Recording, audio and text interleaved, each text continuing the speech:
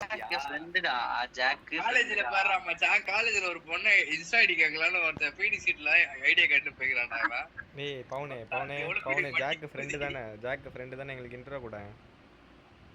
நீங்க ஒருத்தர கண்ட்ரு போட்டு விட்டானுங்கடா அதுதான்டா. சீ ஒத்தா. நம்ம பேச நான் என்ன ரெக்கார்ட் குத்தம் அதேதான் எங்களுக்கும். இப்போ ஒருத்தர் பேசின்னு இருக்குது வெளியே போறாருன்னு நினைக்கிறேன் கூட போட்டு. கோபால் என்னடா நமக்கு லக்கி எப்படியாவது மாத்தாண்டா அவனுக்கு ஜாக்ஸ் பாரோ.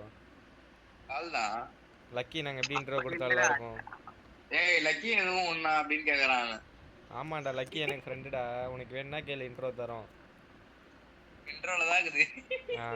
நீ ஜாக்ஸ் பாரோல இன்ட்ரோ தெரியா சொல்லு. நோடா நீனே இன்ட்ரோ தரது கில்ட்ல நானே பாத்துக்கறேன். ஏய் அவன் இங்கேயே இல்லடா, அவன்கிட்ட இன்ட்ரோ வாங்கி என்னடா பண்ண போறீங்க?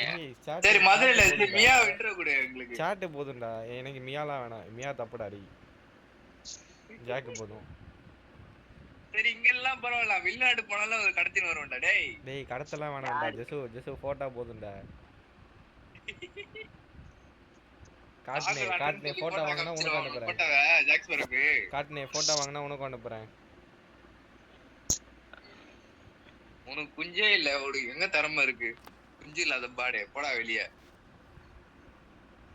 சூரிய வச்சுனா வந்து தேவையா. அவன் கொல்கத்தா ட்ரெயின்ல வடக்கன்சி நாக்கு போட்டுன்னு வரான். கோகோ பண்ணாரா அடன்ஸ்க்கு 10 பேர் பாஞ்சு குத்துறானுங்களா?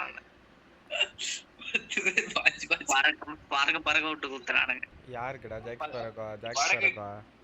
ஏன்னா சார்பு கால் பண்றான். சரி இவனுக்கு அவனை அப்படியே பறக்க விடு. யார? ஜெசுவ.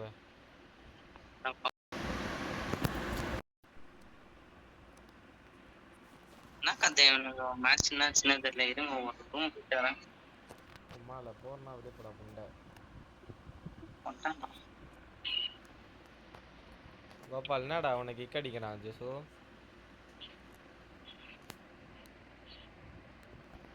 பவுன்டா இன்னைக்கு கஷ்டம் வெளியே போனானே தெரியல. என்னடா மேட்ச் இருக்காடா எல்லாம் கனெக்டா இருக்கு கைஸ் போலாம் வெயிட் பண்ணு.